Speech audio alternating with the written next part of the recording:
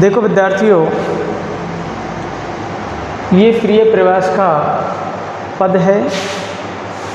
जिस पुस्तक को हम पढ़ाते आ रहे हैं उसका पद है,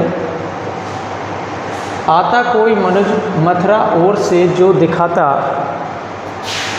नाना बातें सदुख उससे पूछते थे तो सभी थे, यूं ही जाता पथिक मथुरा और भी हो जाता, तो लाखों ही सकल उससे भेजते थे संदेश। पहले हम इसके कठिन शब्दार्थ बता देते हैं। देखो,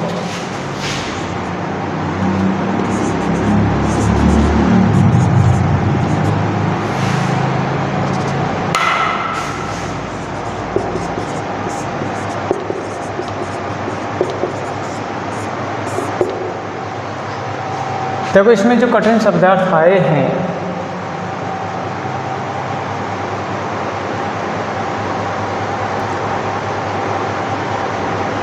मनुज, मनुज शब्द आया है।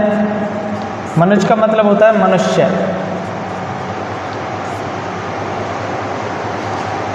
सदुख आया, सदुख, सदुख कहते हैं दुख सहित।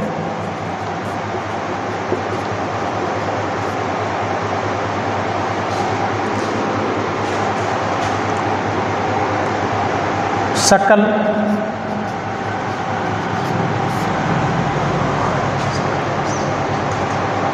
सकल का मतलब होता है संपूर्ण।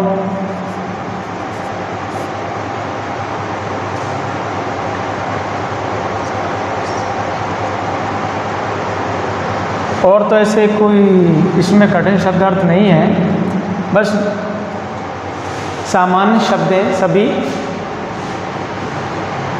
मनुज मनुष्य, सदुख माने दुख सहित, सकल माने संपूर्ण होता है। देखो ये जो पद है, आप सभी को पता है, हरिऔध जी द्वारा रचित है। और उनकी जो पुस्तक है प्रिय प्रवास,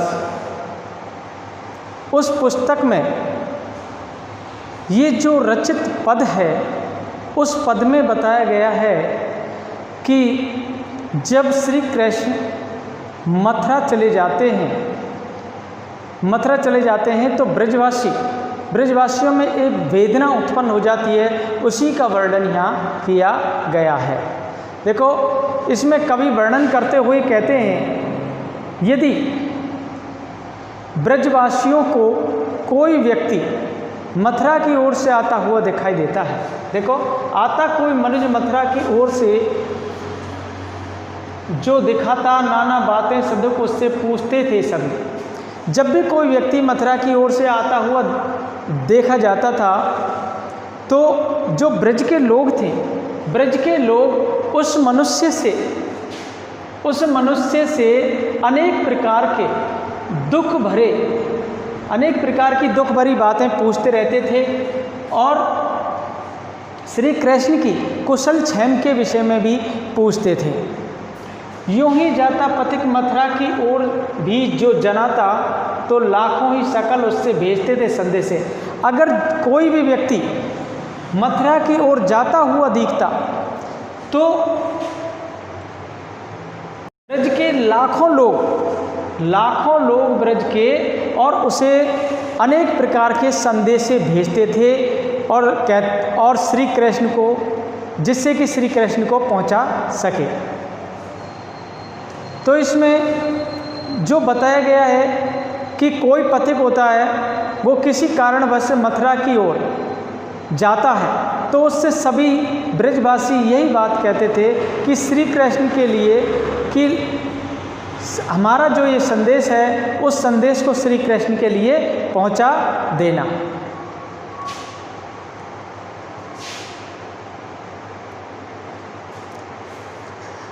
देखो बच्चों, ये जो नेक्स्ट पद है, इस पद में जो कठिन शब्दार्थ दिए गए हैं वे हैं सकल,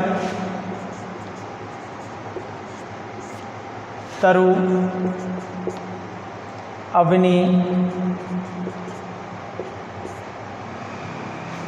कानन,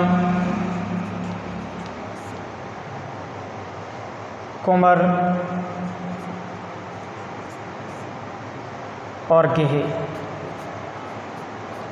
ये कठिन शब्द हैं इसके। तो देखो, सकल माने संपूर्ण होता है, तरु माने पेड़ या वृक्ष होते हैं, अवनी पृथ्वी को कहते हैं, कानन माने वन होते हैं, कुंवर श्री कृष्ण को कहा गया है, और गे माने घर।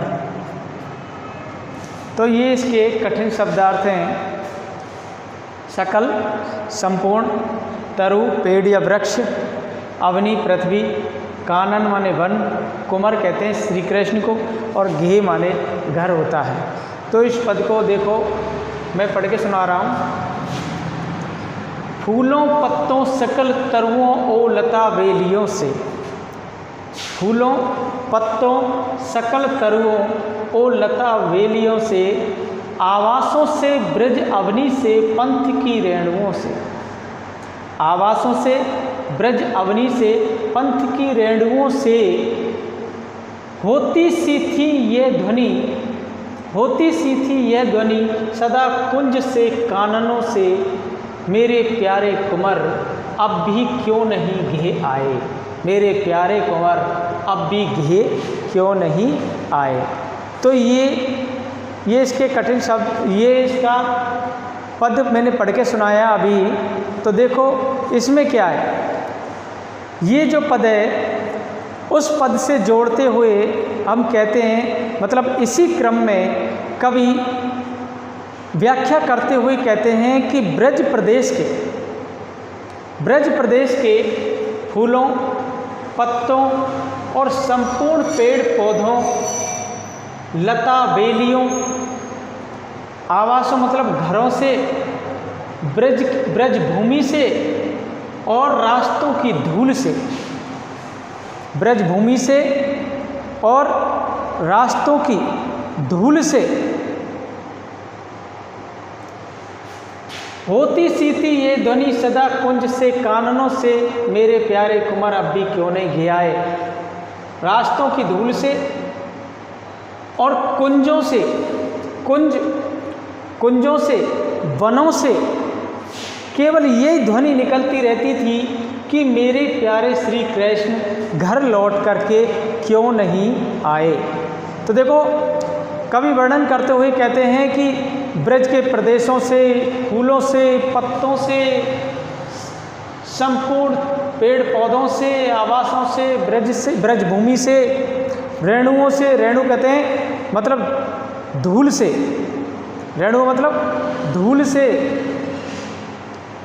और कुंजों से, वनों से सदैव केवल एक ही ध्वनि निकलती रहती थी कि मेरे प्यारे श्री कृष्ण लौट करके क्यों नहीं आए, मतलब मथुरा से लौट करके ब्रज में क्यों नहीं आए। ये ब्रजवासियों की व्याकुलता का वर्णन किया गया है। किसका? ब्रजवासियों की व्याकुलता का वर्णन किया गया है, क्योंकि ब्रजवासियों का जो स्वभाव था वो बहुत ही प्रिय था, पर चिंता और व्यथा उनको बहुत ज़्यादा थी, उसकी व्यंजना की गई है। देखो इसमें फूल, पत्ते, बेल आदि को वृह व्याकुल बताया गया है। अचर, चर अचर संसार को सभी को वृह से व्याकुल बताया गया। क्यों? श्री कृष्ण के मथुरा से न लौट आने के कारण। इसमें अनुप्रास अलंकार का प्रयोग किया गया है और मंदाक्रांता छंद का भी प्रयोग किया गया है।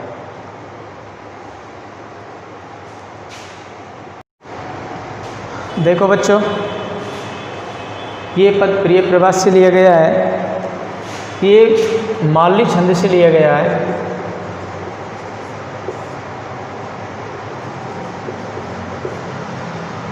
पहला जो था, जो पहले पद थे वो मंदाक्रांता छंद से थे, ये मालनी छंद से है।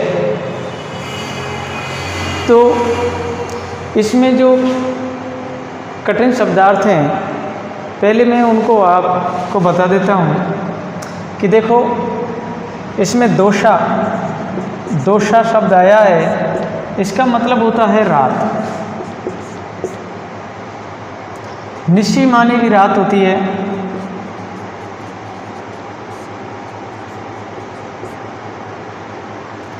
और एक शब्द आया इसमें कल्प। कल्प होता है, ये कल्प जो बताया गया है ये ब्रह्मा का एक दिन कहलाता है। और ब्रह्मा का क्या कहलाता है? एक दिन।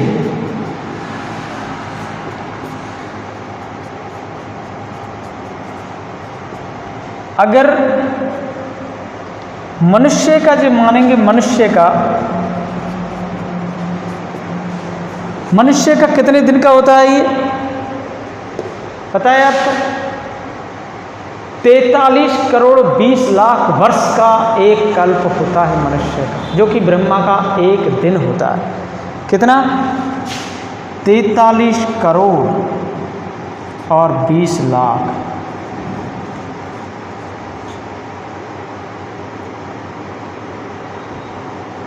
तैंतालीस करोड़ 20 लाख वर्ष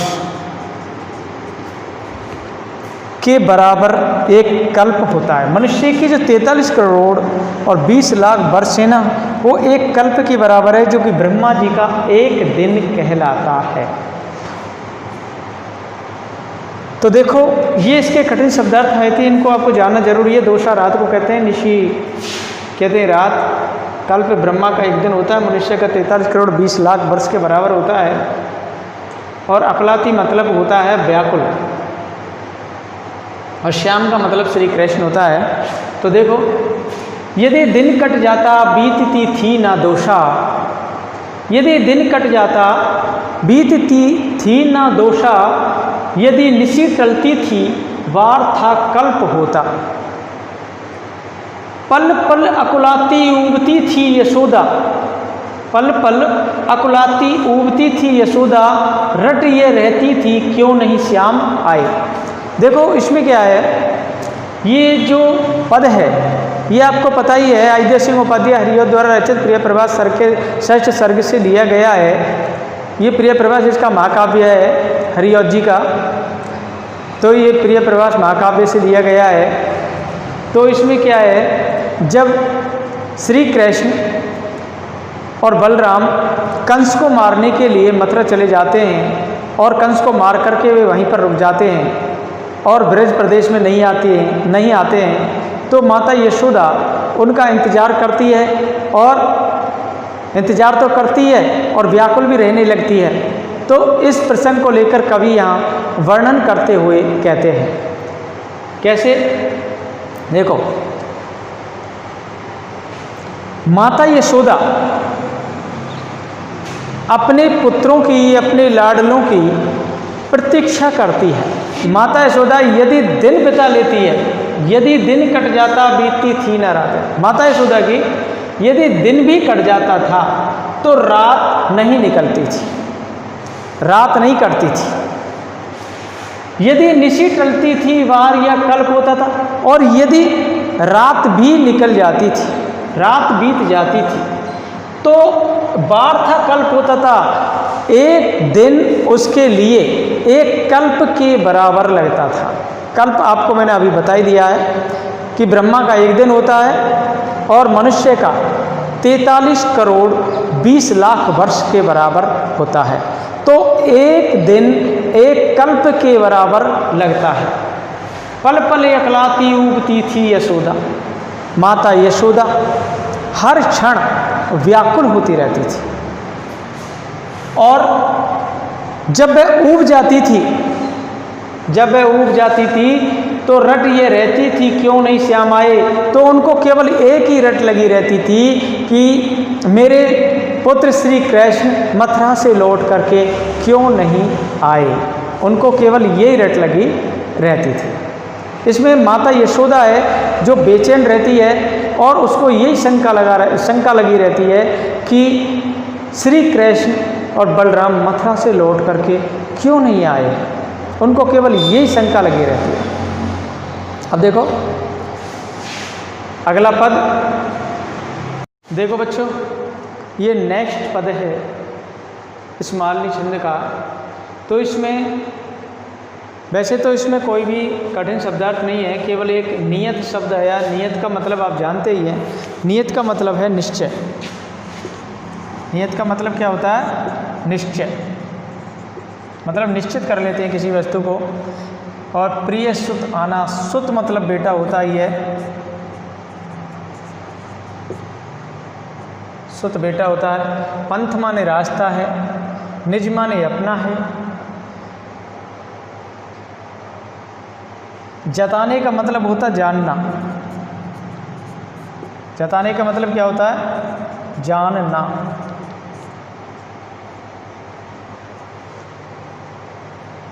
गृह माने घर, और लाडले श्री कृष्ण और बलराम। ये इसके कठिन शब्दार्थ थे। नियत मन निश्चित, सुत माने बेटा, और जताने मन जानना। तो देखो ये पद है वही हरिऔध जी द्वारा रचित। प्रतिदिन कितनों को पंथ में भेजती थी, प्रतिदिन कितनों को पंथ में भेजती थी, निज प्रिय सुत आना देखने के लिए। प्रतिदिन कितनों को पंथ में भेजती थी, निज प्रिय सुत आना देखने के लिए ही। नियत यह जताने के लिए, नियत यह जताने के लिए थे अनेकों, नियत ये जताने के लिए थे अनेकों, सकुशल गृह दोनों लाडले आ रहे हैं। तो माता यशोदा, माता यशोदा इतनी व्याकुल रहती है और बेचैन रहती है कि वह अपने साथ अनेक सेवकों को रखती है और सेवकों से श्री कृष्ण की कुशल क्षेम के लिए, सेवकों को श्री कृष्ण की कुशल क्षेम के लिए मार्ग में भेजती रहती है, जिससे कि उनके लिए अच्छी सूचना मिल सके। तो देखो माता यशोदा होती है, प्रतिदिन कितनों को पंथ में भेजती थी निज प्रिय सुत आना देखने के लिए।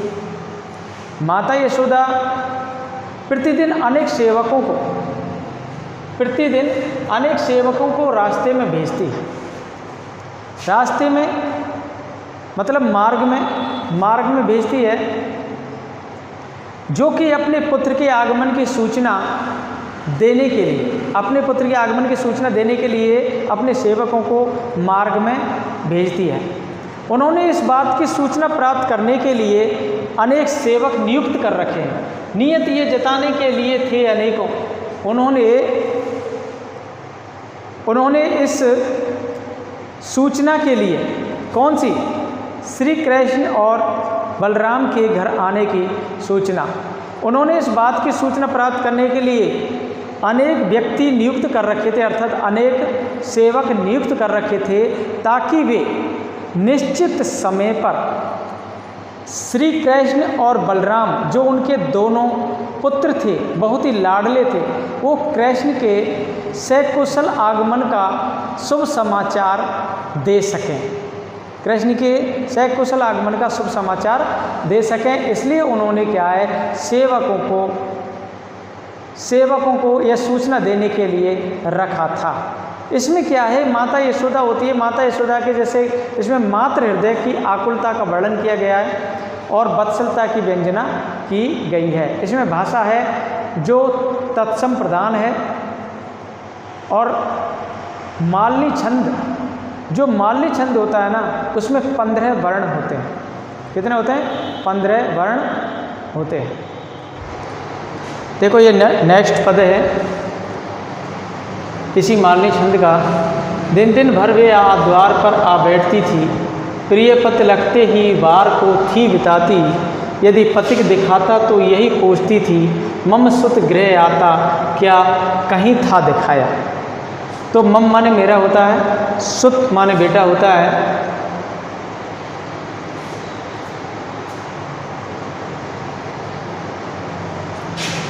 और तो ऐसा इसमें कोई शब्द नहीं है। देखो सभी सामान्य शब्द हैं, कठिन शब्दार्थ कोई भी नहीं है। तो देखो सबसे पहले मैं ये बता देता हूँ कि जब माता यशोदा अपनी व्याकुल स्थिति में रहती है, माता यशोदा व्याकुल स्थिति में रहती है, तो दिन दिन भर वे द्वार पर बैठती थी। वे दिन भर पूरे दिन अपने घर के दरवाजे पर बैठी रहती थीं। प्रिय पत्र लगते ही बार को भी बिताती थीं। वे दिन भर अपने द्वार पर बैठी रहती थी और वे अपने पुत्र के आगमन पथ को देखती रहती थी। प्रिय पत्र लगते ही बार को थी बिताती, और प्रिय मतलब अपने पुत्र के आगमन में आगमन पथ को निहारती रहती थी। इस कारण वह अपने पूरे दिन को व्यतीत कर देती थी। तो वहाँ पर सारा दिन उनका बीत जाता था। यदि उन्हें कोई पथिक आता हुआ दिखाई देता, यदि पथिक दिखाता तो यही पूछती थी, यदि कोई पथिक उन्हें आता हुआ दिखाई देता तो वे सबसे यही पूछती थी, मम सुत गृह आता, क्या कहीं था दिखाया कि मेरे प्रिय पुत्र मेरे घर आते हुए किसी ने देखे हैं क्या। केवल यही पूछती थी कि मेरे प्रिय पुत्र घर आते हुए देखे हैं क्या, क्या मेरे प्रिय पुत्र घर आ रहे हैं क्या। तो इसमें माता यशोदा की व्याकुलता का बहुत ही ज़्यादा वर्णन किया गया है। व्याकुलता का वर्णन किया गया है कि माता यशोदा अपने पुत्रों के प्रति कितनी व्याकुल हो रही है।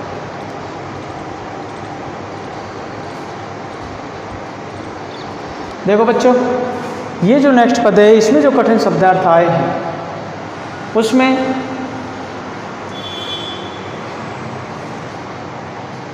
एक तो मोचन शब्द आया है,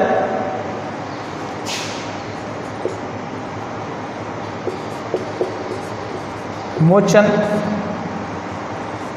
मोचन का मतलब है दूर करना,